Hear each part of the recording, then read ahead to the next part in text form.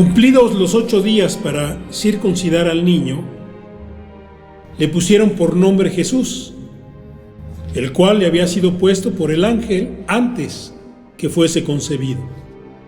Y cuando se cumplieron los días de la purificación de ellos, conforme a la ley de Moisés, le trajeron a Jerusalén para presentarle al Señor. Como está escrito en la ley del Señor, todo varón que abriere la matriz será llamado santo al Señor. Y para ofrecer conforme a lo que se dice en la ley del Señor, un par de tórtolas o 2 palominos. Y he aquí había en Jerusalén un hombre llamado Simeón, y este hombre justo y piadoso esperaba la consolación de Israel, y el Espíritu Santo estaba sobre él.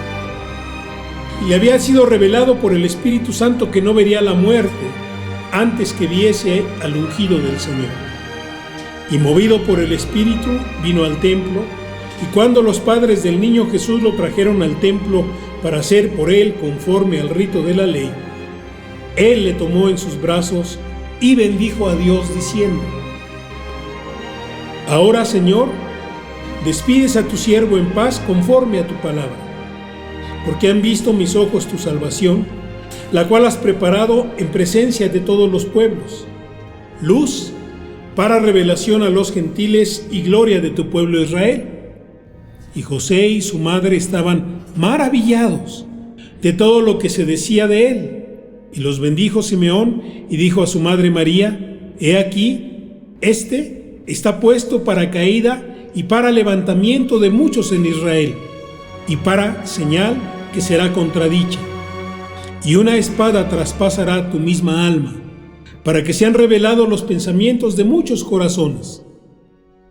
Estaba también allí Ana, profetisa, hija de Fanuel, de la tribu de Aser, de edad muy avanzada, pues había vivido con su marido 7 años desde su virginidad, y era viuda hacía 84 años, y no se apartaba del templo, sirviendo de noche y de día con ayunos y oraciones. Esta, presentándose en la misma hora, daba gracias a Dios y hablaba del niño a todos los que esperaban la redención en Jerusalén.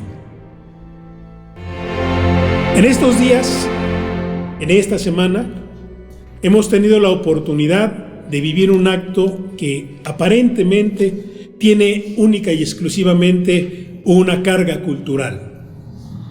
Hemos vivido el día en que los niños reciben regalos, y hay padres afligidos, desde luego, por razones obvias, y hay familias afligidas por razones obvias, cuando llega este acontecimiento y no están en condiciones de otorgar.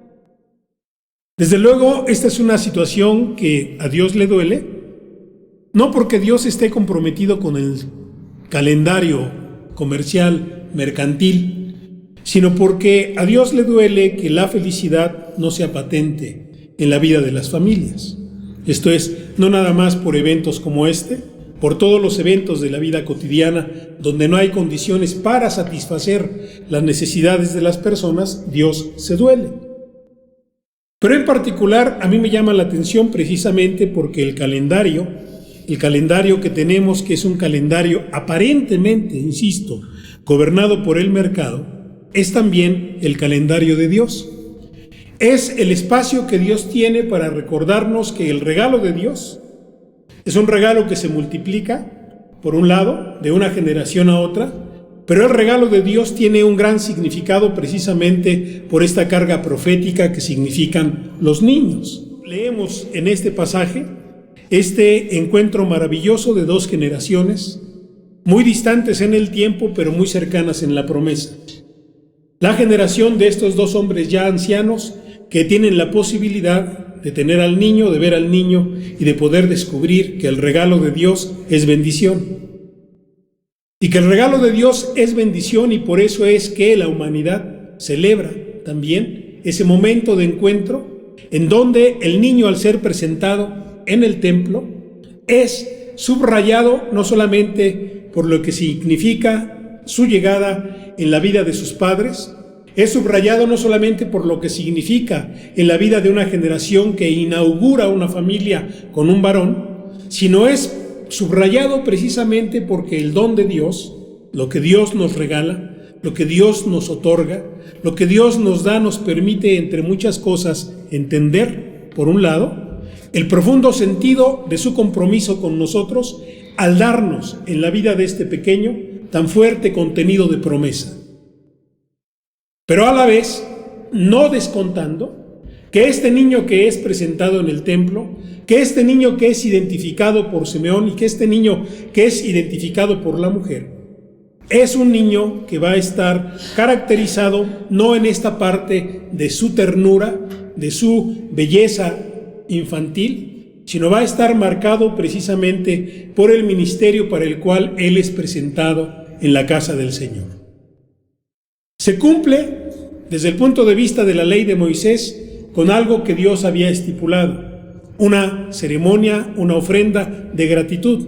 Nació varón, inaugura la maternidad de una mujer, inaugura el inicio de una familia, luego entonces hay una riqueza singular, hay una riqueza particular que tiene cumplir con esa ceremonia. Cumplir con esa ceremonia habla de que los padres tenían claro que formaban parte de una larga tradición y que en esa larga tradición el cumplir con la ceremonia era justamente el reconocimiento de que el pacto se va continuando de generación a generación, de que la promesa es para los padres, es para los hijos, es para los hijos de los hijos y es para los hijos de los hijos de los hijos hasta que el propósito de Dios se cumpla. Y en ese sentido hay una gran riqueza porque nosotros podemos ver que en la presentación de Jesús, los padres se están ubicando como herederos de esta promesa, como herederos de este pacto, como aquellos que saben que Dios ha venido preparando por generaciones la bendición de la que ellos están siendo parte.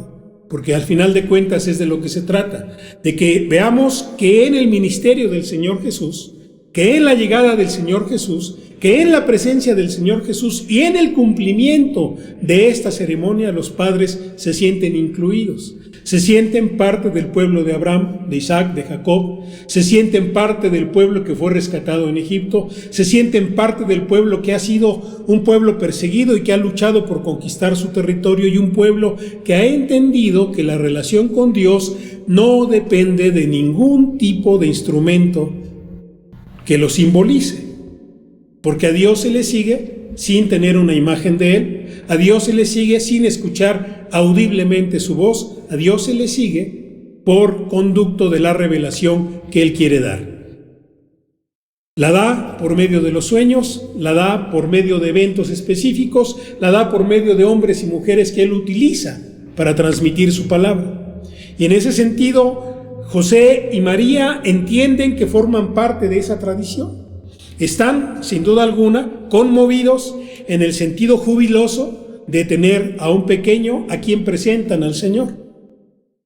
Y están conmovidos jubilosamente porque esa característica tiene la vida impacta profundamente a la gente que ya tenemos un recorrido, la vida nueva, porque es una vida llena de sorpresas, porque aparentemente nosotros le damos a los niños por la condición de dependencia en la que se encuentran, ¿no? Son dependientes porque todavía van a tener un periodo de desarrollo, pero en realidad son una bendición del Señor porque su sonrisa, porque sus movimientos, porque aquello que van expresando enriquece nuestra vida, porque nos van a nutrir justamente con la riqueza con la que Dios nos los pone en nuestras manos, a nuestra disposición, a nuestro beneficio. Es en ese sentido entonces que el Señor Jesús es presentado acompañado de todo este contexto. El contexto de la herencia del pueblo de Israel, el contexto de la herencia de la genealogía de David en la persona de su padre y el contexto de la herencia de la fe de su mamá, mujer conmovida, mujer agradecida, mujer consciente de que Dios es el Dios que visita a los pobres, el Dios que hace que los pobres tengan una esperanza sobresaliente sobre sus formas de intervención y sobre sus formas de transformación de la realidad de los pobres. Y en ese sentido, entonces, es sorprendente que el Señor, que conoce esto de parte de los padres de Jesús, el Señor que es consciente, de que el Señor Jesús está siendo acompañado en gratitud a este momento de ser presentado, es el Señor que se va a acercar a ellos como padres para recordarles que en esa ceremonia el Señor no está preocupado porque estén cumpliendo con el requisito, sino está preocupado en que ellos entiendan que están presentando en presencia del Señor a un hombre marcado por el ministerio que va a ser un ministerio de alcance mundial. Esa es la pequeña riqueza que nosotros celebramos cuando nosotros les regalamos a los niños, haciendo a un lado la parte mercantil, que existe, que no la podemos negar. Pero cada vez que nosotros tomamos esta fecha para regalarle a los niños, nosotros estamos reconociendo, estamos recompensando en el niño, en la niña, a quien regalamos la riqueza con que Dios está nutriendo nuestra vida y la riqueza con que Dios va a nutrir la historia que les va a tocar vivir. Porque hay una lectura que nada más se puede quedar en esta dimensión mercantil y de decir, pasó esto en esta temporada, no pasó esto en esta temporada. Nosotros como creyentes tenemos que ver la dimensión teológica de poder regalarle a un niño, porque reconocemos, insisto, ¿sí?, que Dios en el niño, en la niña, nos está regalando riqueza como humanidad. No sabemos quién de estos niños, de estas niñas, va a desarrollar un ministerio influyente para transformar determinado tipo de realidades. No lo sabemos. Por eso les damos felicidad, por eso les brindamos este tipo de reconocimiento. Pero es muy importante que nosotros le digamos a los niños, ¿sí? Esto que hacemos, esto que vives, esta experiencia nutricia a ti para tu dimensión infantil, tiene detrás esta promesa que Dios vio en su Hijo Jesús. Y tiene detrás esta actitud de agradecimiento que estos dos hombres ancianos hicieron por el regalo de Dios. Y en ese sentido, no importa la sencillez de lo que podamos compartir, porque hay familias que no pueden compartir más que dulces, por ejemplo, ¿sí? Su condición es tan precaria que eso implica para ellos. Pero lo que nosotros tendríamos que ver como creyentes es precisamente ese gesto de reconocimiento en cada niño del niño Jesús. Y eso hace entonces que nosotros no quedemos atrapados en el discurso del mercado, porque el mercado es cruel, ¿sí? El mercado en ese sentido es preferencial para unos y marginal para otros, ¿no? Pero nosotros no nos quedamos en esa dimensión, sino al contrario podemos decir, Señor, celebramos en esta actividad el reconocimiento de estos dos hermanos nuestros mayores en el ministerio de tu Hijo Jesús. Tan es así que María y José se quedan sorprendidos al ver que un hombre de Dios, que una mujer de Dios rescatan la riqueza del ministerio de ese pequeño. Ellos están sorprendidos porque Dios así es de sorprendente. Ellos están sorprendidos porque Dios así inaugura nuevas realidades, ¿sí? Hay contenidos de promesa en la vida de este pequeño que es presentado, y esos contenidos de promesa son subrayados por este hombre de Dios, que oró durante mucho tiempo, que pidió revelación durante mucho tiempo y que esperó durante mucho tiempo a que Dios le diese su bendición, y cuando se la da, él logra sintetizar en este acto amoroso de tomar al niño y en este acto amoroso de profetizar para los padres y para todos nosotros el sentido y el significado de un premio que Dios nos da, de un regalo que Dios nos da. Por eso es que nosotros, cuando celebramos estas fiestas, por eso es que nosotros, cuando nos damos tiempo para subrayar este tiempo de oportunidad de hacer felices a los niños, estamos de alguna manera refrendando nuestra confianza en el Dios que ha asignado estas vidas con contenidos que van a transformar la realidad adulta que nos pesa como adultos. Porque ese es el otro contenido de promesa. La realidad adulta en la que llega el Señor Jesús era una realidad corrompida por el imperio en el imperio. Era una realidad corrompida en la sinagoga por la tradición humana que había pervertido el sentido de la fe y había pervertido el sentido de la ley y había pervertido el sentido de la obediencia. Y en ese sentido el Señor introduce en el templo mismo este contenido de promesa que va a transformar esa realidad. E introduce en el imperio mismo este contenido de promesa que va a demostrar que el poder de Dios no es militar, no es político, no es financiero, es el poder del amor, es el poder de la regeneración, es el poder del perdón.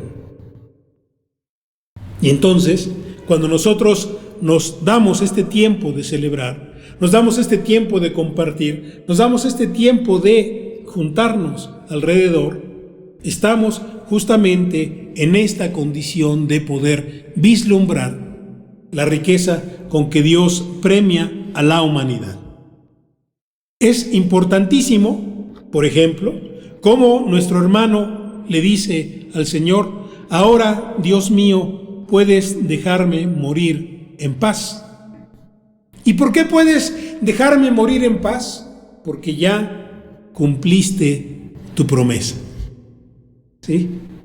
Yo no quería morir, Señor, sin verlo, y lo he visto. Ya.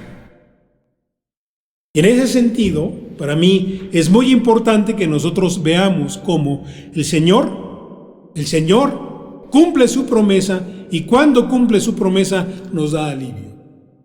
Y muchas veces la promesa para nosotros va a ser que nuestros hijos confiesen que el Señor Jesús es el Señor de sus vidas.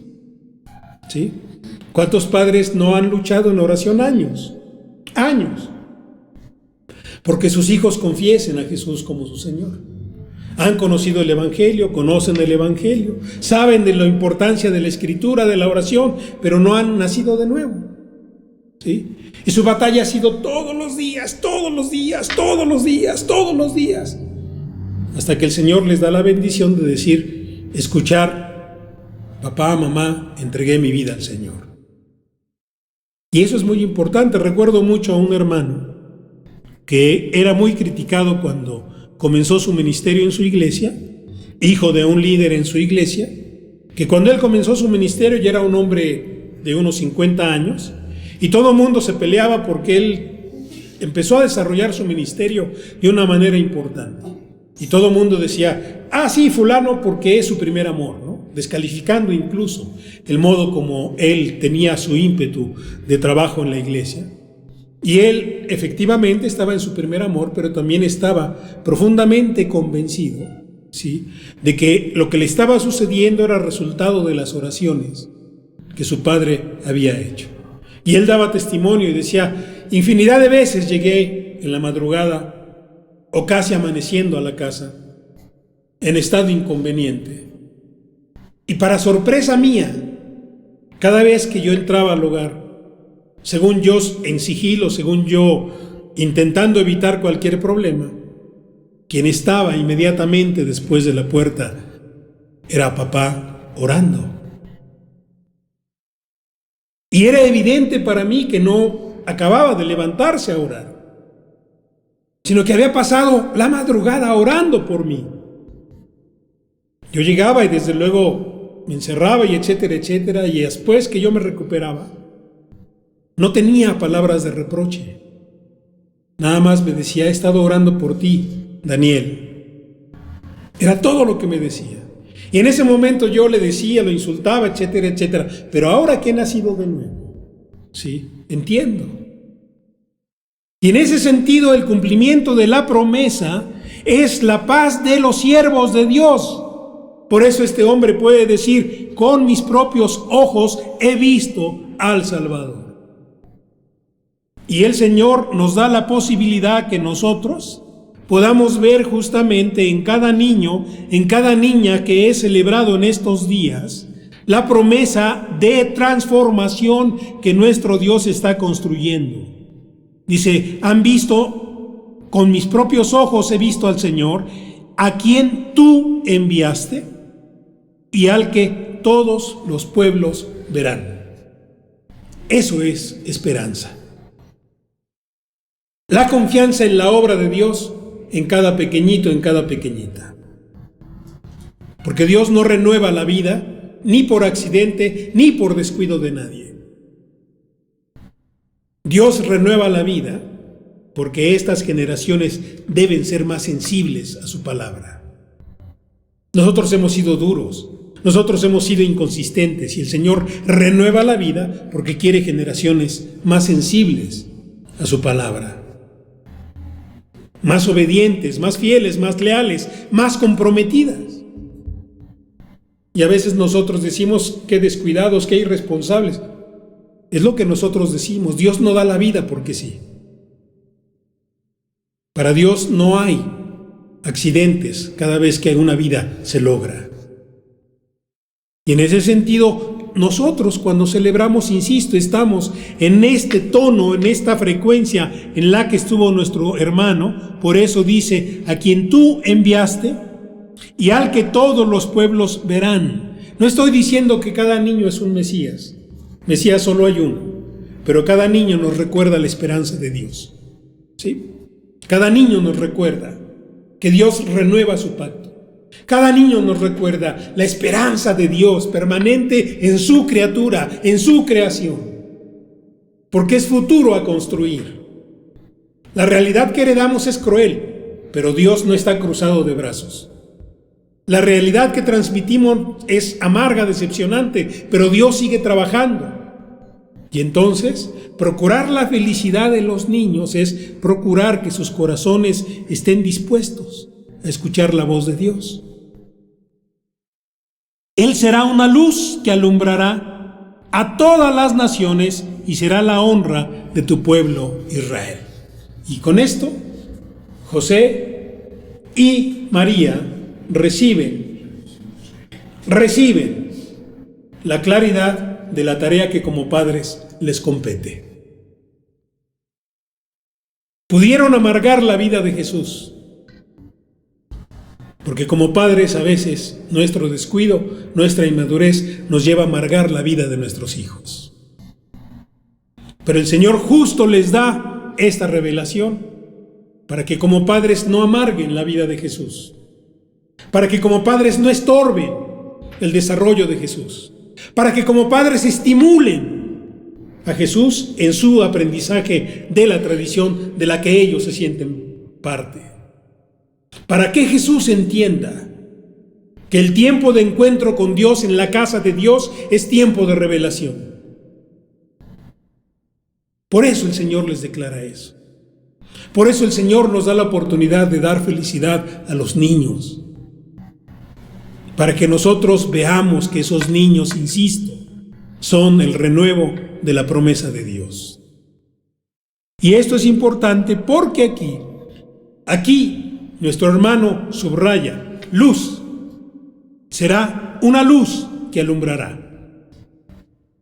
Y entonces, cualesquiera de nosotros podría quedarse en esta dimensión de la fiesta, pero nuestro hermano mira a la mujer, mira a la madre, mira a la maestra de este Jesús y le señala que para que Él sea una luz hay un costo muy fuerte que a ella le va a implicar quebranto. Dios envió a este niño para que muchos en Israel se salven y para que otros sean castigados. Él será una señal de advertencia y muchos estarán en su contra. Así se sabrá lo que en verdad piensa cada uno.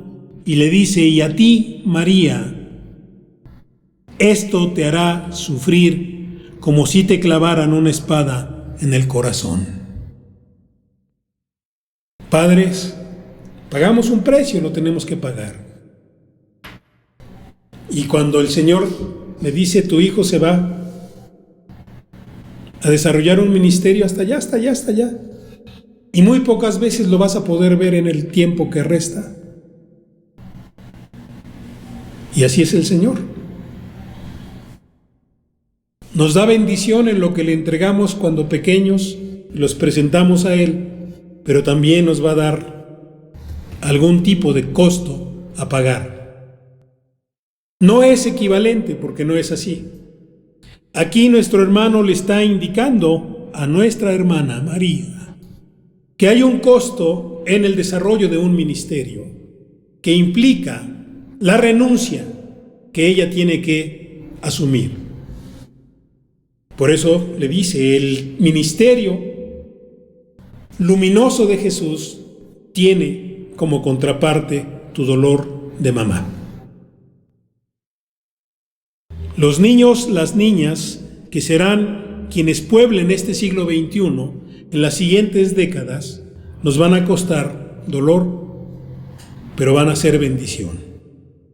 Nuestro hermano tuvo mucho cuidado en decir esta palabra profética a María, porque sabía el fuerte vínculo entre ella y Jesús, porque sabía que su capacidad gestativa de ella no era solamente el periodo de incubación en su vientre, sino su capacidad gestativa iba a implicar todo el ministerio de Jesús.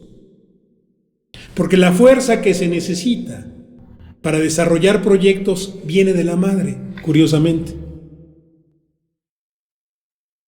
Son las mujeres las que fundan los proyectos de largo aliento en sus hijos. Por eso cuando los hijos se casan o los hijos conquistan metas, las mamás lloran. Porque en ese momento dicen, yo soñé este día. Yo te acurrucaba, yo te amamantaba y yo pensaba que mi hijo, que mi hija, esto. Y ahora que lo veo, entiendo, ¿sí? Porque fue mamá mientras dio de comer quien fundó confianza en el niño, en la niña, quien fundó esperanza en el niño y en la niña, pero no lo fundó con palabras. Lo fundó con su mirada, lo fundó con su caricia, lo fundó con su cántico. Porque mamá cantó al oído de ese bebé, de esa bebé, y vació, en el buen sentido de la palabra, volcó su emoción y su corazón en ese bebé, en esa bebé. Ya es adulto, ya tiene este proyecto conquistado. Mamá fue quien lo construyó. Porque esa fortaleza emocional se construye desde la mujer. Es la mujer quien lo construye. Porque la capacidad de gestación no es nada más en el sentido del producto. Es una capacidad de largo aliento de toda la vida. Por eso hay hombres poderosos, mujeres poderosas, que si algo tienen es eso, reconocer que mamá ha estado. No quiere decir que papá esté anulado, pero mamá tiene este don especial. Si puedes sortear problemas, mamá te ayudó a sortearlo. Porque cuando el niño tenía temor de dar un primer paso, quien se paró junto a él, a ella, y le animó fue mamá y le dijo, adelante. Mamá sabía que había peligro, pero sabía que si no impulsaba, si no estimulaba, no daba el paso. Y no solamente apoyaba, y si el niño o la niña tropezaba, levantaba, sanaba y volvía a impulsar. Eso son huellas permanentes, son marcas fundantes. Por eso el Señor le dice, por conducto de nuestro hermano a María, ese va a ser el costo. Pero, ¿qué discípulo no paga costos? ¿Qué discípulo no paga un precio para que los ministerios de los hijos se cumplan?